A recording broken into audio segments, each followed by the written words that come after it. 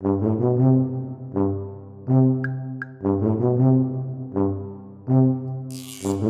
back to Talkin' Shit, where we are talking all sorts of shit. Schitt's Creek, that is. Today, we are talking about Season 5, Episode 4, The Dress. And as always, I'm Jess Sterling, and I'm joined by someone who loves to sing some Mariah after he's had some polar bear shots, Stuart! Gosh, that's quite the thought. What would my Mariah, song of choice be? I mean, the Christmas one is, the go-to. Yeah. I think everyone knows the lyrics to that. Everyone knows those lyrics. Mariah's got, old school bangers, but, none that I would think were really karaoke, right? Let's see. I mean, We Belong Together. I feel like that could be karaoke. That could, yeah. Yeah. That's what, when a hero... What's that one? The Hero, right? When a hero comes along. Yeah. That one, but is it, a bit of a belter? I imagine, if you had enough gin, you get a bit emotional. Maybe, that could work. Sure. I think there's some options there. But I love the continuation of David loving Mariah Carey. Yeah. I mean, he's...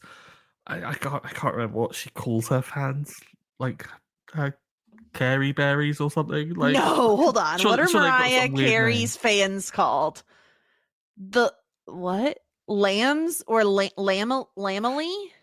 Lambs. Yeah, because I know that from Drag Race because they had a awful Mariah Carey challenge. Lamb and Family. Apparently, it's a combination of lamb and. That family. Doesn't sound too great.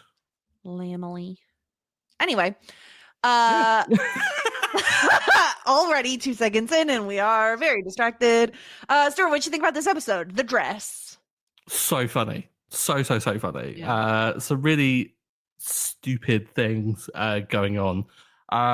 But David doing karaoke is something that I never knew that I needed until it happened. And I'm so glad it did happen because it's the funniest thing. I want David on a night out seems like you get enough booze into David, it'd be great. So much fun. That's the thing. He becomes much more social, right? Tammy, you want some champagne, Tammy? Some champagne. I love, what does he say? He's like, oh, warm up the mic. I'm coming back up to finish my set, as if he has a gig at this karaoke bar. I love it. It's so good. I love it. And I kind of like the fact that no one really comes along and says to David, oh, he's it's been awful or anything like that. I kind of think that maybe there is truth to it. Because I mean, Tammy was there for the whole endeavor. Tammy went along with it. I feel like David is a bad singer. I feel like he's a bad singer, but he's one of those people where you're if you're watching karaoke and he's up there and he's vibing and putting his entire ass into it, then you're you got to give it up for him. You got to appreciate the energy. One of the requirements for karaoke is to be bad. If you're good at singing, do not do karaoke. It's so embarrassing. If you are good singer, good at singing, don't do karaoke? Yeah. Cut that out. Karaoke is there for people who can't sing to belt out songs they've always wanted to belt out in front of an audience and not be judged. If you're a good singer, you come up there and you start giving it all bells and whistles, all of oh no, cut that out. Yeah. I think there are levels. I think you can't be Mariah Carey and doing karaoke, right? Yeah. But you need to be able to keep up with the beat and have some semblance of rhythm. You need to there's a threshold. You need to pass a certain threshold to do the karaoke, and then there's a point where you're too good. As an example, went on a cruise, love attending karaoke on a cruise. It's the best. It's so much fun. And there was this woman, and she was really good. It was okay, bitch, you're good, and she was really, really good. The problem was, so there's a time slot for karaoke on a cruise. You only have an hour or an hour and a half. Well, also, we could see the line, and we see in the line, there were 2 cowboys, and we're dying to know what song they're going to choose. We just needed to know these big hulking cowboys. And we're what are they possibly going to sing? Well, the problem was by the time they signed up, there were already so many signups. And this bitch who was Mariah Carey lookalike, not lookalike, sing alike, whatever, sound alike. She had 2 songs And she was like, oh, I said I don't need to do the second one, but my friends are insisting. And you're too good for this. Get out of here. Yeah. No, I feel like you have to give way. You have to share space at the karaoke. You can't pull focus. You get one brief song where everyone's attention is on you, and then you shuffle away, tail between your legs, because you suddenly are so mortified by what you've just done. That's the true essence of karaoke. And I feel unless you walk off that stage with a sense of shame, then it's not right. Yes. If you come away with people insisting you do a second song, which I kind of think that that's a lie on their part, because it was probably only her friends that said it. Here's the thing. Karaoke is a whole vibe, and I'm very judgmental when I watch karaoke because I'm a woo girl. If you're good, I will woo the shit out of you. Okay, I'll be like, woo, I'll go crazy because you're good. The people that I cannot stand is a different cruise I went on. There was this family of like all blondes, and it was like twins or triplets or something, and then there was like another sister, and then there was like a mom, and we were on a cruise in Greece, and the amount of ABBA songs I heard, it was too damn many. And I think they did Mamma Mia, and I'm not kidding, Stuart, I feel like they had choreographed certain things, and I was like, it's not cute, it's a little pathetic. That is such like British mum energy, is ABBA. Like ABBA is the go-to, I think. Yeah. It's like, we love ABBA over here. Were they British, do you reckon? Oh no, they were American. Oh, really? They looked like they were from like Iowa or something, you know. Culture in Iowa. I mean, let's go. Let's praise that. Like, no, but it's too on the nose when you're on a Greek cruise and people keep singing ABBA. Like, oh yeah. They clearly watched the film, had the fantasy, and they're like, yeah, they're feeling it. Yeah. What's the other song? There's like a Pompeii song that people did a ton too because we stopped in Pompeii. Pompeii so that was song. Really annoying. Yeah, what is it? There's a Pompeii song. It's like do da do. That one. I thought you meant like a real karaoke. That's not a real karaoke song. Exactly. Right? So why did they sing it for karaoke? Oh, get out. No, you sing classics or you don't sing exactly. At all. Like, don't bring any modern stuff here. I better hear Sweet Caroline when I'm listening to karaoke. That's all I got to say. I went to a wedding recently. Gosh, we are really deviating right now. But went to a wedding recently, and one of the barmaids that was there, and she goes, I hope they don't play Sweet Caroline. And it came on like next song. And she got really angry because apparently there's like a thing where people sing like so good, like midway through, and it's not even in the lyrics. And every time they did it, do. Okay, I'm not one of those people, it seems. And it happened, and I could hear her screaming in the back because she was so angry. That's incredible. Yeah. All right, well, let me get into an episode recap before we dive too far off the deep end about karaoke songs. Zip up your most expensive red carpet dress and strap in for this episode of Schitt's Creek. Moira spends $3,700 on a dress for the not yet scheduled red carpet event for The Crows Have Eyes 3, which stresses Johnny the hell out as they're already struggling financially. To make matters worse, the motel needs a new water heater, plumbing, and all sorts of other expensive things. Johnny attempts to tell Moira that their spending habits must change, but she barely hears him over the sound of the new dehumidifier. He also attempts to clean the water heater on his own using a YouTube video, which is very relatable content, but also poor Johnny. Meanwhile, Stevie and David are headed to Elm Valley. David thinks they're going to see the cherry blossoms at the botanical gardens, but Stevie has ulterior motives. Apparently, Amir from last episode will be at the exact hotel they're going to, and they're planning on a romantic rendezvous. Yes, also that if you're watching the YouTube video. David is what an elegant gesture, Stuart. David is very upset until he sings some Mariah at karaoke and imbibes in 17 polar bear shots. Amir is late due to a car accident, but it seems like him and Stevie patch things up no problem. Alexis can feel the dislike emanating from Ted's receptionist, Shannon, who went to vet college with Ted. Turns out both Ted and Shannon think they were the one to end things between them after, one date. Ted vehemently insists he's a heartbreaker, but Alexis knows better. And that's our episode of Schitt's Creek, Stuart. This was a good one. Like there wasn't a particularly strong central plot. Like it felt like another mixture of like perhaps a lot of B plots, but again, solid B plots. I thought these were like all generally really good.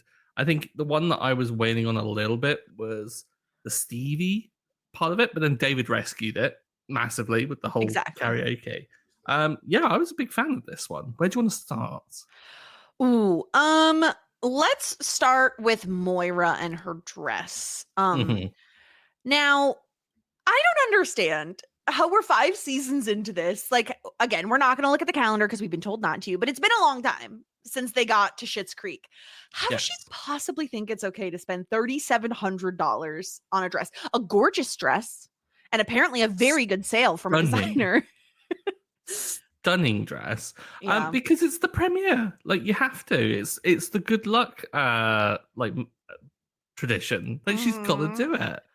And like they could afford. I mean, the car was probably worth just over double what she spent on the dress, which does when you frame it that way makes it Yeah. sound so extravagant. But it's a bargain. It's off the rack. It's not couture. It's not like by a It's not designer for custom. her. Yeah, exactly. Yeah. It's a I concession. I love Alexis being like, "Wow, what a bargain!" And then David's like, "Oh, but not those shoes, right?" And she's like, "Please, of course not Yeah. these shoes." Uh, Mm. it was gorgeous. It's really just bad all around on Moira. It's like, Moira, get a grip. Look at Johnny. Look at him. Like Yeah. he already has gray hair and stuff, but like his hair might be falling out at this point because of how much stress you're causing him. I just felt bad for him. Like, I don't know. Poor Johnny. He's just doing his best and Moira just keeps spending money over and over again. Yeah, especially because like he almost immediately like because he was admonishing her for the extravagant spend. Then the moment he heard about the premiere, he was so excited for her as well. So he had a really Mhm. sweet moment. I'm Yeah. gonna overlook him being a boomer again with the whole fixing of the thing and shouting at his phone and then rapidly tapping it to try and pause it. Yeah. That infuriated me so much. I don't know why. Yeah. People Well, it's being like because technophobic is annoying. he tells the YouTube video to hold on. Like Yeah. as if it's going to hear him, you know? Yeah, and it's a little sad like how this just puts Moira in such a good new like mood. Like she's like, it's such smears their faint scent of honeysuckle in the air. Like she's so jazzed. It's like, oh my God. Yeah, I just felt bad for Johnny the whole episode because he has Moira spending money they don't have. Roland pretty much just being Roland and like calling him a tightwad and like being like, well, I got you a really great deal on this heater, but you also are gonna have to pay $1 billion to have it installed. Like it's I just felt bad for Johnny this episode. He's trying his He- best, you know? yeah, he's dealing with a lot of annoyance. Like And Stevie isn't Moira, even there to bear the brunt of any of it. yeah, exactly. Like he really is handling it all on his own. Yeah, I'm not gonna get too down on Johnny this episode, I think, because I think like he's gone through it. Like, because Yeah. Moira is so like I want to forgive away her behavior, like make a joke, be like, well, it's the premiere, she has to like buy it, but like really, she knows the situation. I also was really not a fan of what Moira said about the whole like, oh, well, I think everyone is losing focus of like the mission here. And I was like, Mhm. Moira, we're here praising everyone for how they're adjusting to this life and like learning the lesson which is meant to be learned here. You're still clinging on this exit strategy, Yeah. and I know that you pine for bigger and better things out there. And she probably is destined for that because Schitt's Creek does not give her the focus that she seems to require all these times. But I don't think it's good for her because it puts Yeah. around people like Sebastian Rain for crying out loud. So Sebastian. you would hope that maybe she's learnt that lesson, but she doesn't seem to. And so yeah, she's funny and she looks great in the dress, but like this is a bad look for Moira Yeah. to like kind of have that be her like thought process now. Like I kind of would have hoped after all this time maybe she'd still be kind of warming to it a little bit. And she Yeah. does come around slightly. Well, yeah, it seems like she's going to return the dress and like buy something a little cheaper once they actually have a date because Mhm. she was given, oh, probably this year. She's just so vague. Yeah. Yeah, it really is hard, especially when you also have Roland pestering Johnny about like smoke breaks and Mhm. everything. And it's just like, Roland, go away. Like, just go do something. Go do anything. Do a job. Do something. It's funny that he's last episode was last episode, wasn't it? No, a few episodes ago, complaining about Johnny taking over his job and like doing too much because Moira's away. And now he's like trying to get out of it. It's like, come on, Roland, you can't have it one way. You gotta do something here. And also, like, Yeah. I get the annoyance with smoke breaks. If I'm like, why can't I have a break? Like, why can I not get Yeah. that? But I mean, it's the This reality was of a things, big thing when I buddy. worked at a rest area in like food service is a lot of the people smoked and obviously I didn't. I never have. And I was always like so annoyed because the smokers would get so many breaks to go Hmm. smoke and the non-smokers don't. This is a little Yeah. different because no one as far as we know smokes at the motel, so I don't know why Roland is complaining. But yeah, this is a real thing for sure. Yeah. That's why you've got to be British and have a tea break, because then you get away from it that way. You get up from like whatever you're doing, you go over, you make a cup of tea. Uh-huh. It's a little bit of a ceremonial process in the sense of like you've got how you make your tea, like everyone has their own way and things. It's therapeutic. It's a way to get away from it while also not smoking away your life. Do Fantastic. do British offices have like teapots? Like what do you have? Not Like teapots, no, we have kettles though. do you And have tea making kettles? stations, yeah. And you don't have coffee machines? I did in my last office that I had. But yeah, that was only because of some people insisting upon it and only a How select group of dare people they? using it. But yeah, the standard is like having a kettle. I actually worked at a place that had an urn. There was like a big like vat of like so we'd constantly have like hot water. An It was urn? What? this What? disgusting. It's like a big pot that's constantly heated. So rather than having to like Of boil a tea? kettle, no, for hot water. you Oh, make it like the tea fresh every time, but like the hot water would be there all the time. But got the problem it. is like because we've got really old pipes in the UK, like in Mhm. near London and things, not particularly up north, but like they all accumulate limescale so much, and so it was disgusting. And it was one of those things of like I know it's disgusting, but if I don't acknowledge it, I can just move on with my life and just continue. Yeah, yeah, yeah, I've been there. Definitely been there. Yeah. Wow. Well, yeah, Moira's not doing so hot. Do you want to bounce to Ted and Alexis or Stevie and David's trip? Um, I think like maybe because we talked about Stevie and David's trip a bit already with the karaoke, so maybe like kind of handle that.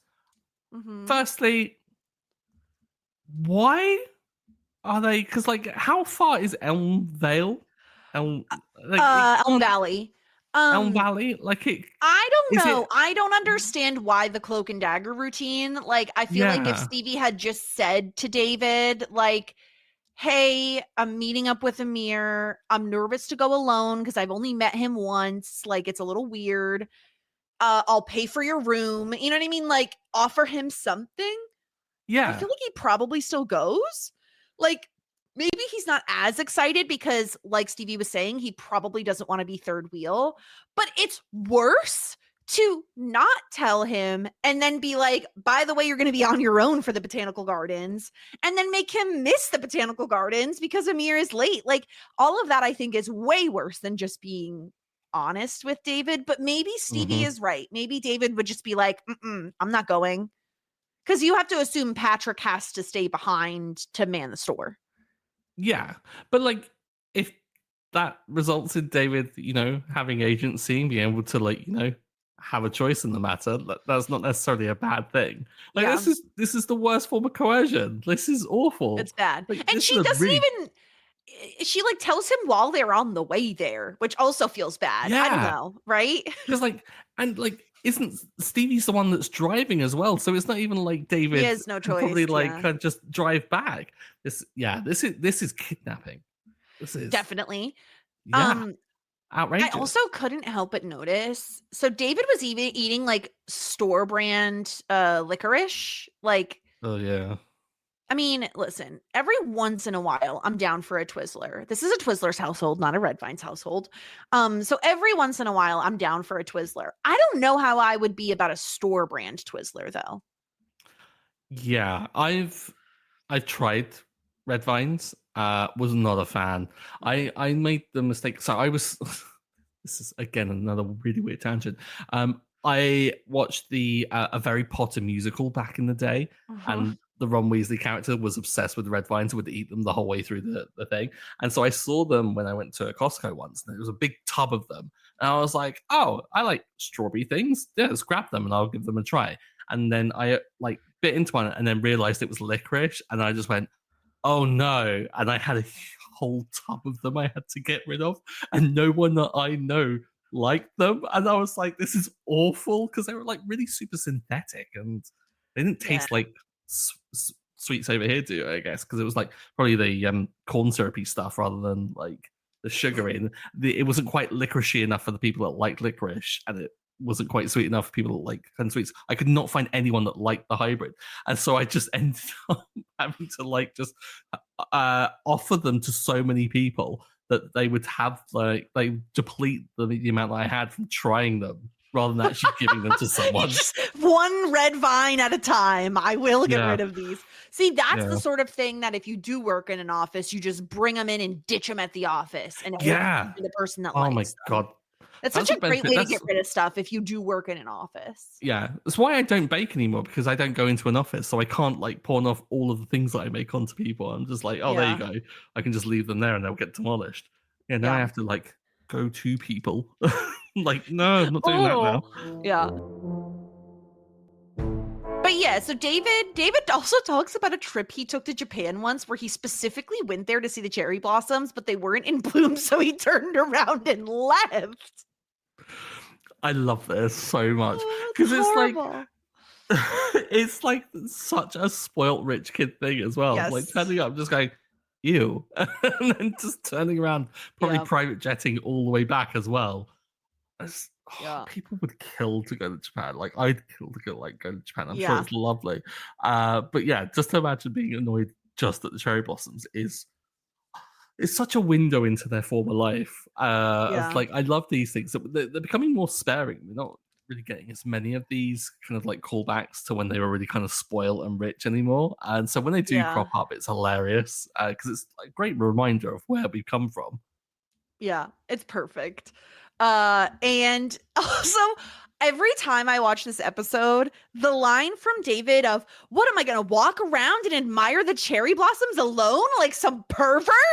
I don't know why it kills me so much. Like just calling someone a pervert for walking around cherry blossoms alone is just perfect. It's so Yeah. funny.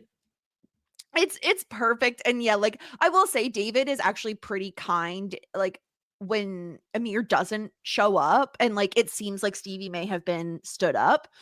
David Yeah. is pretty kind. I mean, even though they missed the cherry blossoms, they missed the botanical garden, he's like, "You know what?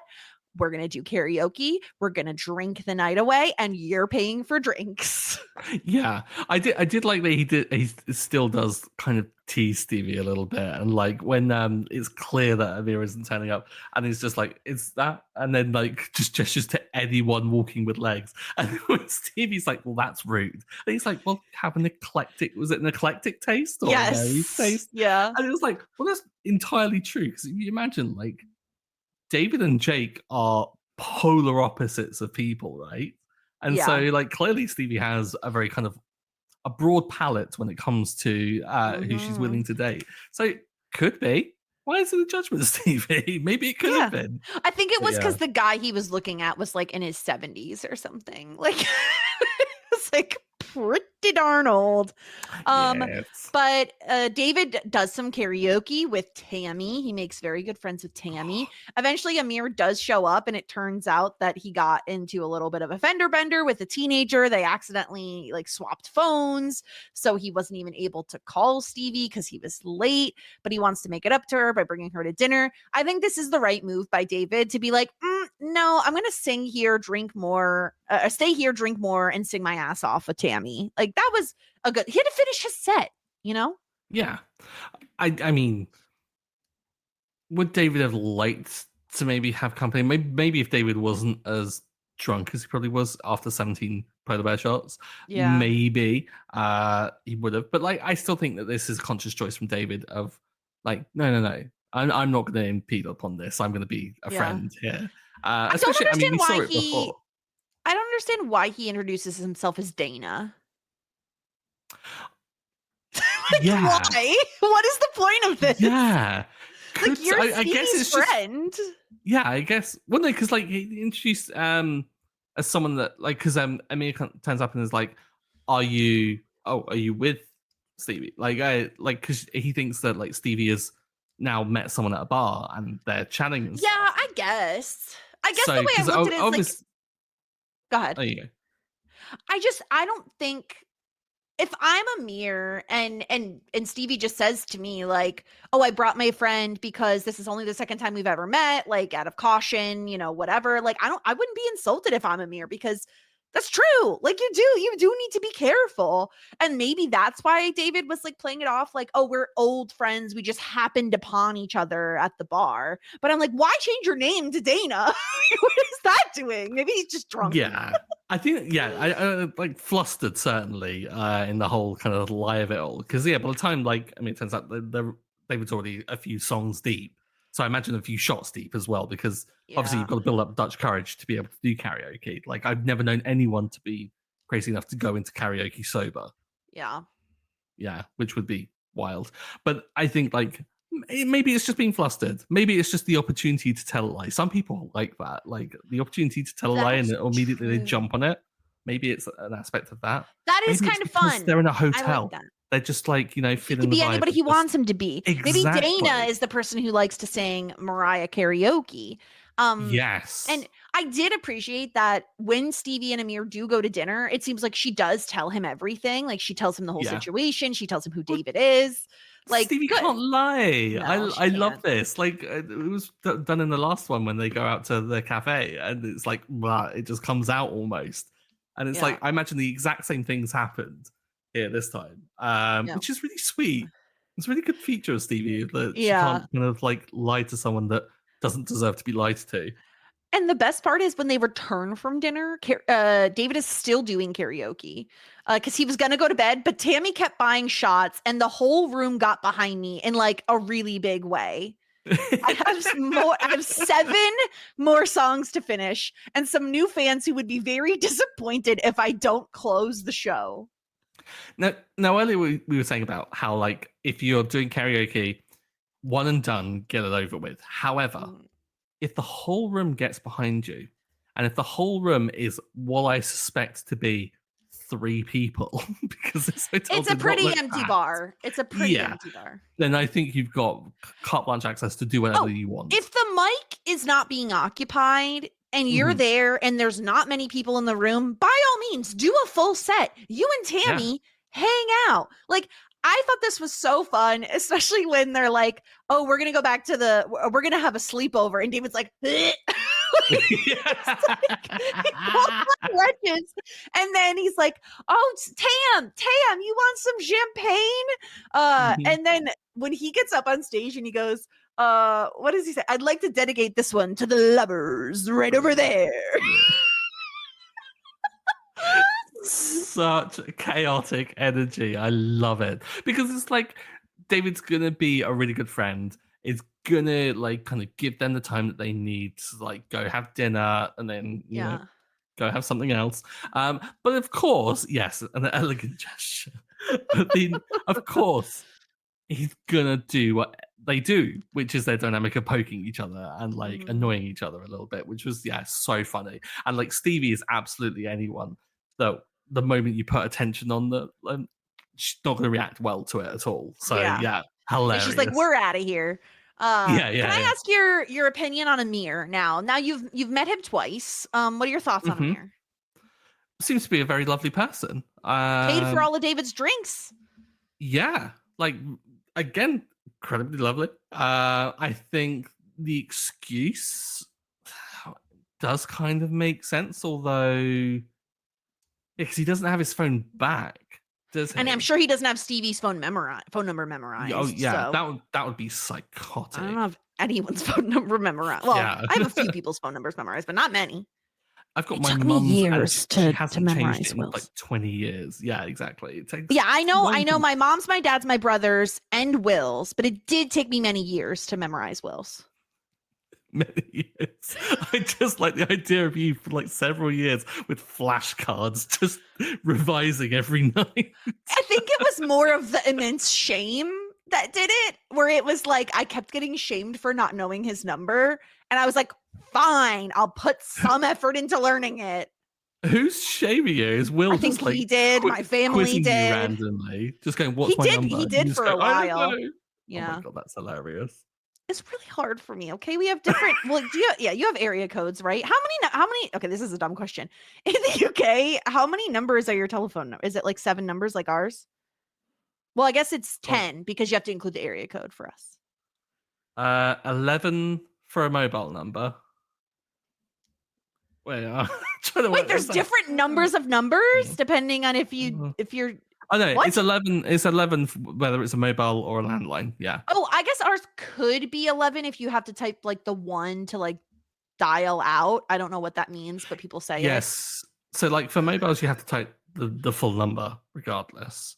So it's like 07 blah blah blah blah blah, and then like for landlines, we have like part area codes, like the bit in brackets that come at the beginning. Yeah, we have area codes, which is the same thing, bit in brackets. Yeah, but that's only for landlines. Yeah.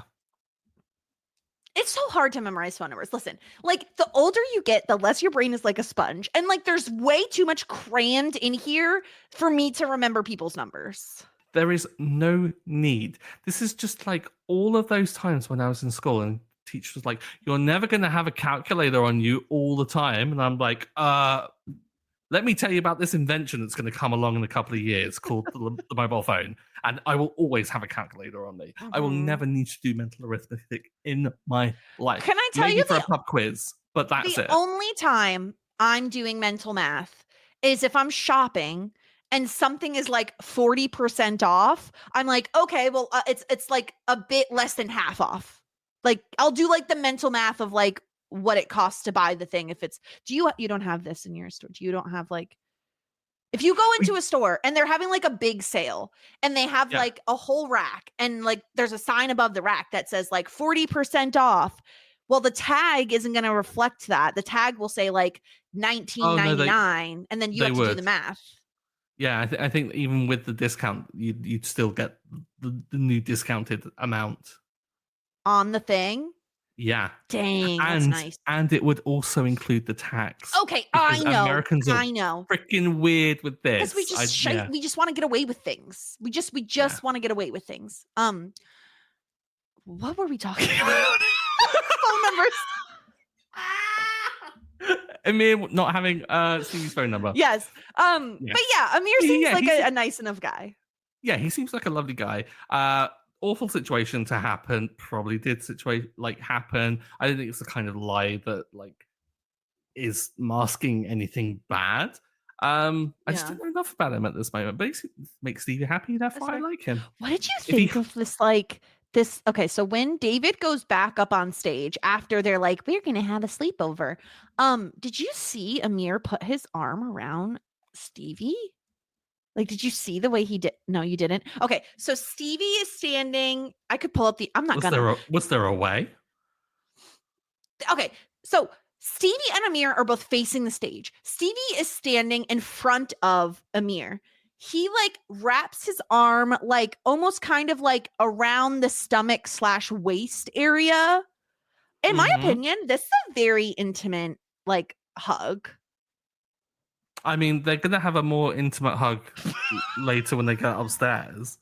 So I guess maybe it makes sense. Is it weird for me to say that this feels more intimate than sex to me? Like, it feels more like relationship-y. Like, because sex can just literally just be getting it in. But, like, this feels like something you do with someone you're dating. Yeah. I mean, they must be. I mean, Stevie is traveling to go and see Amir. So, like, they are, like, this. It's a long way to go for sex when she could have a pony ride in town. That is horrendous, Jessica. Where's the lie? Yeah. Yeah. I mean, she absolutely could. And so, of course, like, yes, I think Stevie has hots for him, like, big time. Like, she's Yeah. smitten. And so, yeah, I think the vibe is there.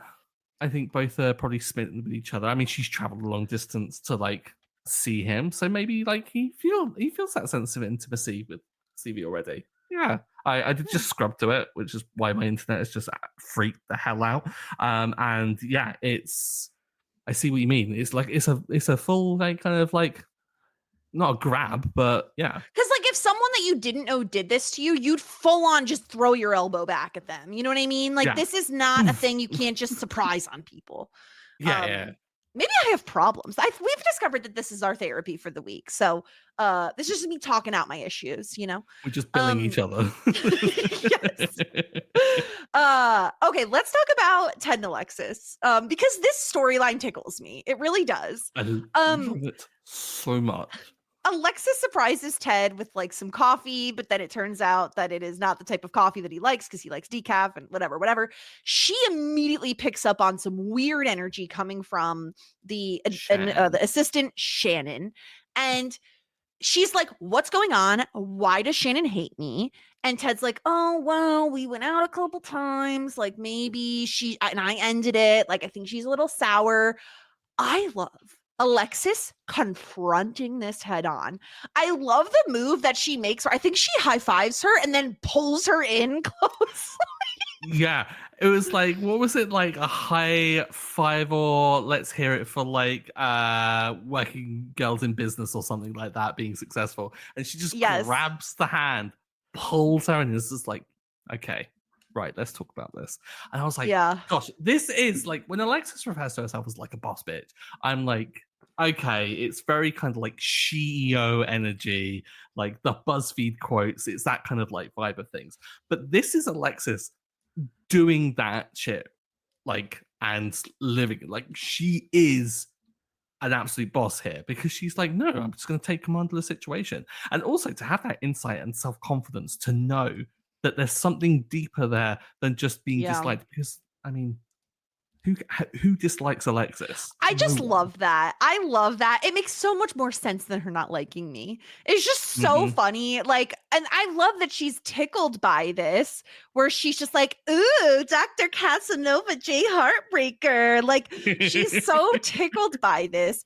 And I love this storyline mostly because Alexis is 0% jealous. She's 0% threatened. She feels completely at ease with all of this. And in a lesser show, in most other shows, Alexis would be extremely jealous and have a big problem with this. And I love that we get like the back and forth between Shannon and Ted of like, who was the one who ended things first, and how Ted so badly just wants to be the version of him that was like riding the motorcycle and had a little bit of stubble. Like he wants to be a badass and he just isn't. And but so she doesn't want that. Like, she's dated the Heartbreakers before, and like it's not what she's after. This for me, I think, was just so. I really love this because it's super, super, super funny, but it's also kind of, when you get to the core of it, it's kind of sweet. And it shows, I think, all of the characters at their best. And it resolves things in a great way that doesn't rely on tropes, doesn't rely on cliche storytelling. It empowers everyone. Maybe doesn't empower Ted, but it at least reveals Ted a truth, which is that he doesn't have to pretend to like earn Alexis's affection, which is inherently incredibly sweet. I messaged you after watching this, and just in all caps, midway through watching it, when he was talking about like hooking up with Shannon and then hooking up with the other one, and I was like, Ted fucks, just all caps. Well, he's got game. I mean, it turns out he had there were a decent string of people in between Alexis and Heather that he dated. Seems like mostly one-offs. And yeah, it's just so sweet. He really, really wants to be this certain guy that he's not. And I love that Alexis is like, that's not who you are. And I don't want you to be that. I just want that cute little butt. Like she doesn't want him to be a heartbreaker. And No. I just love Alexis like making things uncomfortable, but also it helps clear things up and like get clarity for everyone so they can just build a bridge and get over it. I just clearing the air about that little trip you two took to Pound Town. Oh my gosh.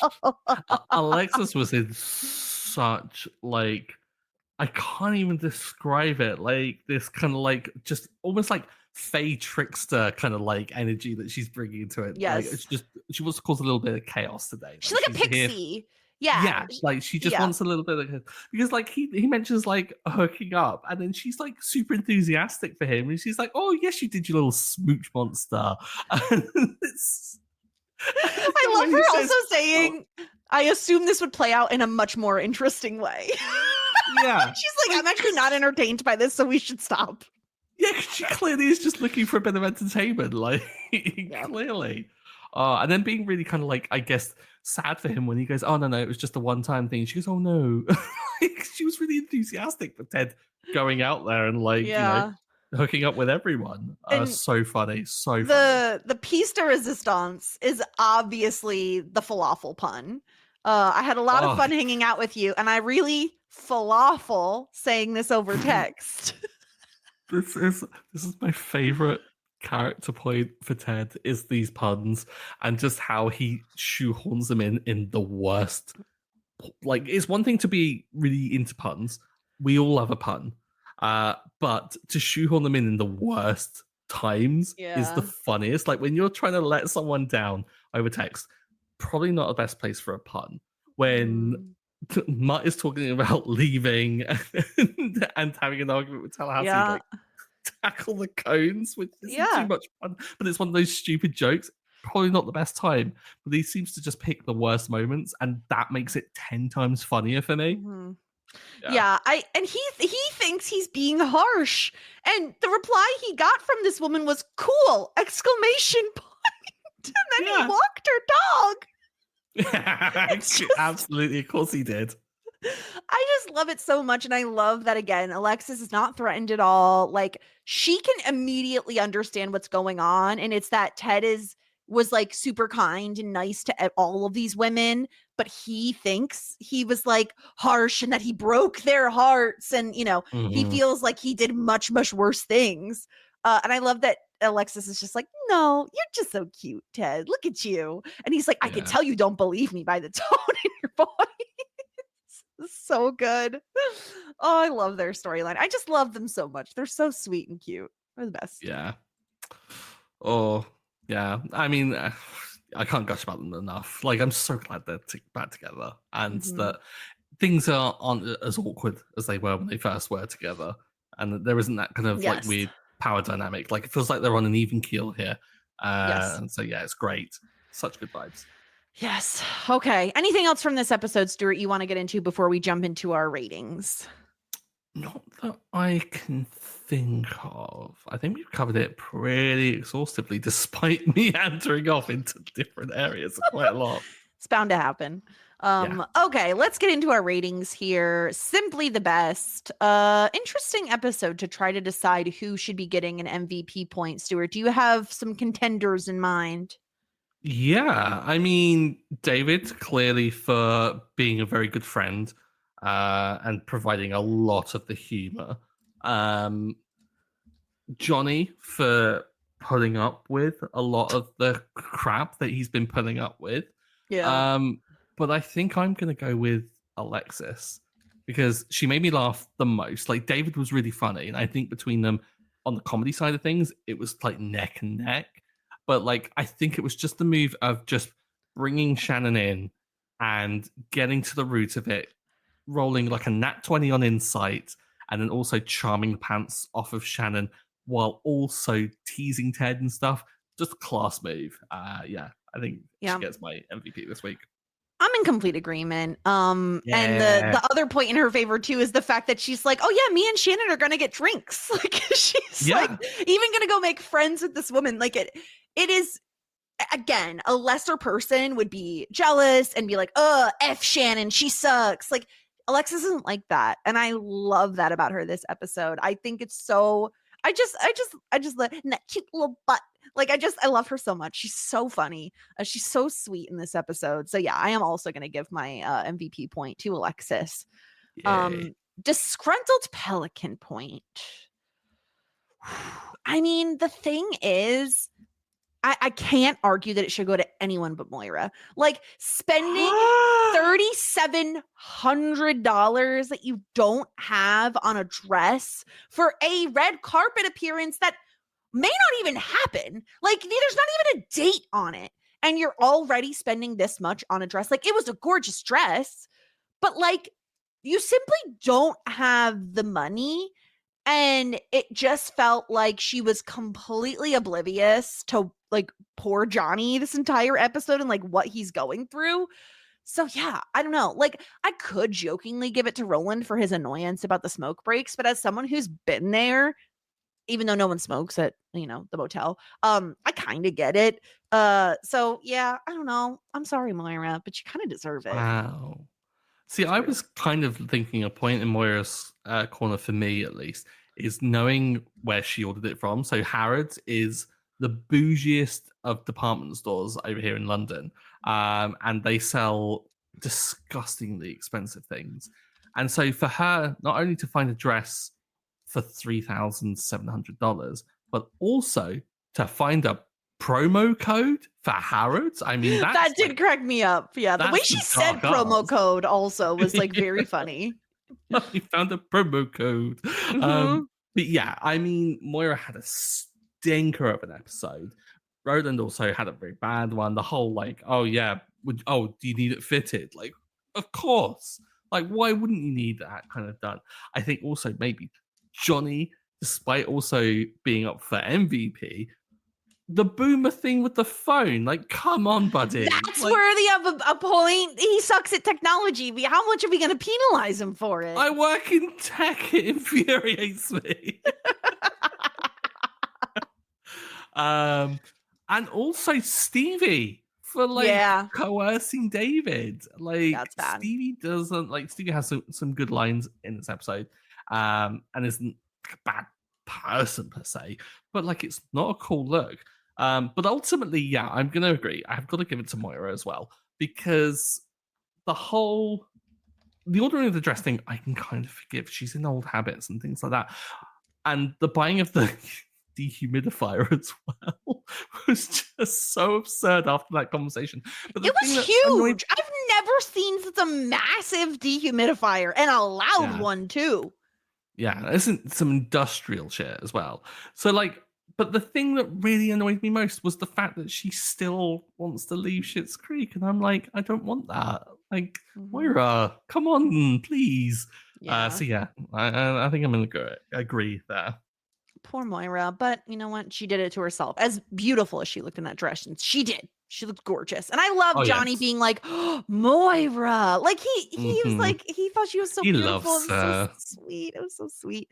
Yeah. Okay. It is time for us to tier rank the episode this season. Going strong so far, a few episodes in. But we need to decide where we want to put the dress, Stuart. This is a tough one. I feel like it's had some really good moments, but also not moments. Like, I can't see myself really going back to rewatch this one episode specifically, which I feel like for a lot of the hot shit episodes, those are the ones that I do kind of gravitate towards. Yeah. I'm thinking. I think it's better than the plant. Like, if I'm going to, to start off, I feel like it's better than the plant. My question is, does it belong in Full Bouquet over Love That Journey for me? Because if we're taking all three storylines, the Johnny Moira stuff is like, it's fun, it's whatever. Like, I think it's more average. I think the David part of the David Stevie stuff is hilarious. Yeah. And I really do like the Alexis Ted stuff. So that makes me think like maybe it is slightly above average, which would put it Full Bouquet. Yeah, I can agree with that, definitely. Okay. Yeah, because I feel like, the Alexis thing is enough to like bring it up. So it's not like, because I'm thinking like Johnny Moira not necessarily a stinker, but it doesn't like go in its favor. Yeah. Alexis absolutely does take it in its favor. And then the David and Stevie really is like a 50-50. So it's kind of like it does settle on that average. But I think Alexis' stuff just tips it over. So Yeah. And the I think falafel pun. Put it in hot shit for that.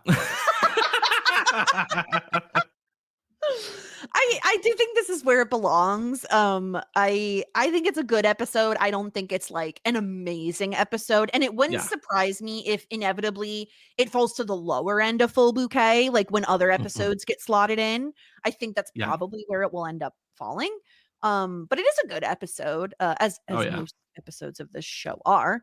But Stuart, do you want to hear what next week's episode is titled? Desperately. Season 5, episode 5, housewarming. Patrick's moving out. They're going to have a housewarming party. And it's going to be fun. Yes. I do remember this episode based on the title, which usually means good things. Yes. Usually that means like I'm excited because let me just skim. This is a great episode. This is a great episode. You can't. Okay, we're gonna get off the podcast and then you can watch it. You can't give me that reaction. And it's like, it's a good one. Prolong this outro, I'm gonna be furious, Jess. What else do I have to say about this episode? No, I'm really excited for next week. There are many episodes as I'm looking at the titles for the rest of the season. I feel like this season warms up, but then it's like off to the races. Like I'm looking at some of these episodes and I'm like, yes, that one. Yes, that one.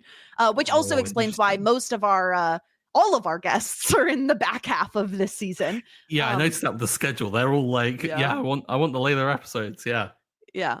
Again, this season is great. All seasons are of this show, but there are specific episodes that I think are going to be really, really fun. So, next week, season 5, episode 5, housewarming. In the meantime, if you just need some people to be sad with about The Last of Us, go check out Look for the Light. We won't spoil anything, obviously, but like, I feel like I don't know how a person could exist in this world for the last few days and not know what's going on The Last of Us, but maybe it's just me. Yeah, it's consumed my entire life this week. Yes. It's pretty profound, significant episode has aired. One of the, I would say, a very kind of like cultural zeitgeisty type episodes. If you remember like peak Game of Thrones era, it's that kind of vibe. And we cover it in Look for the Light. We go over it in a full deep dive. Doesn't spoil anything for like the ongoing story or the games. We keep all that stuff to the end. So if you're looking for like some guiding hands to escort you through this potentially traumatic episode, we're there. So check out Look for the Light Pod on all your podcatchers. Yeah, and of course, don't forget to follow us at Talkin' Shit. And don't forget to subscribe to us on YouTube, everyone. We're still trying to get to 200, and we still plan on doing something that isn't waterboarding when we get there. So the quicker you get us there, the sooner something funny will happen. And everybody wants that.